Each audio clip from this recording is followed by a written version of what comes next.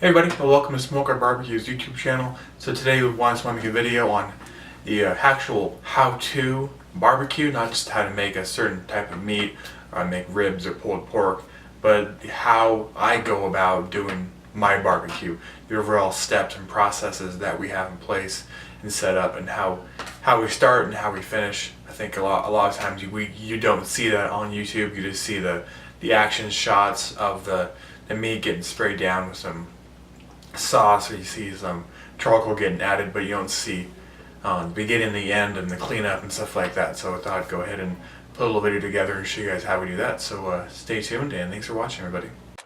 Alright, so now we're going to prep the charcoal basket here. Got some wood in there right now. Just going to throw some lump charcoal in there.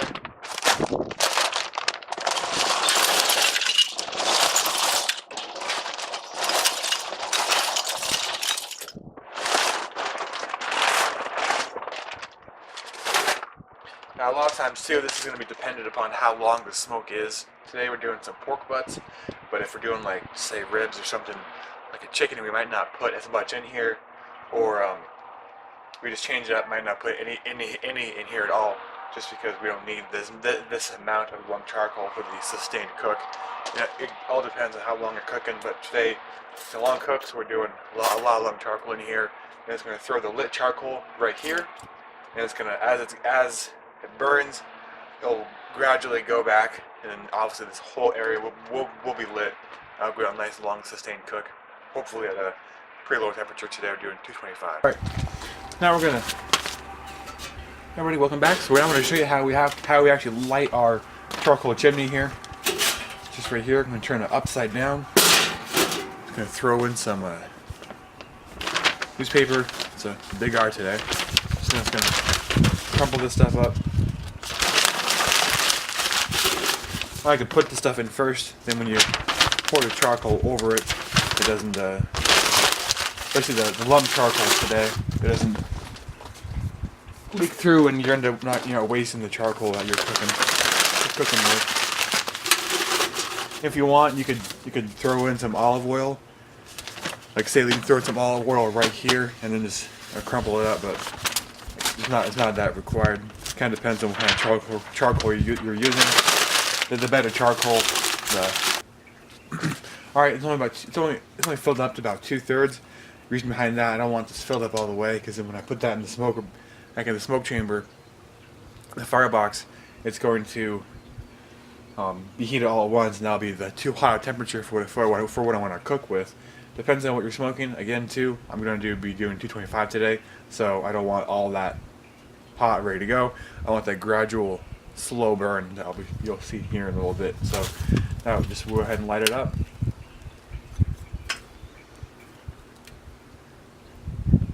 Now they have like those little cube things you can use to just light those cubes, like those little white cubes. I think Weber makes them. I've never actually used them myself. This works to be pretty well for me. Let's go ahead and let this light, give it 15 minutes, hopefully, and we should be good to go. So we'll check back with you guys in just a couple minutes. All right, buddy. Now you can see it's going pretty good right now. The fire kind of leaping out of it. It's only been about, say, 10 minutes, probably at the very most. So this is why you need gloves. Me pulling this right.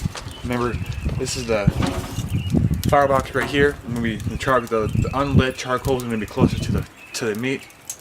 I'm just going to put the lit charcoal right here. Just going to cut it like so. And put this down. It's not going to burn anything. Okay.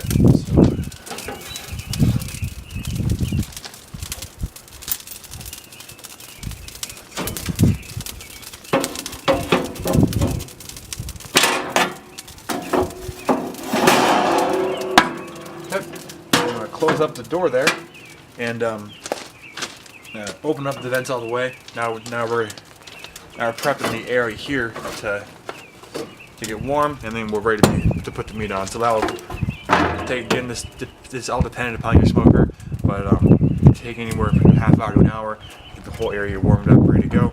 But it's pretty short time. We did put actually a lot of charcoal in there, so it shouldn't take too long at all. So I'll show you how to do that here in a little bit.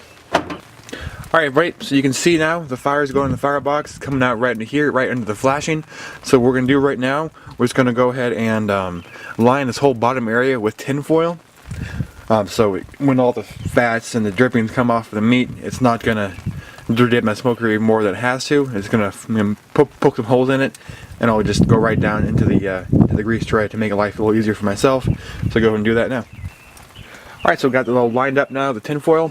And then this is how my smoker works. This thing doubles here as a grilling area for charcoal. So I'm just going to put this thing in, and then from on there we're going to put in some tin foil here. There's water in it. I'm probably going to fill that back up with more water. So then this is going to keep the smoker whole area pit humidified. And also just stabilizers too for the whole temperature when I open and close the lid.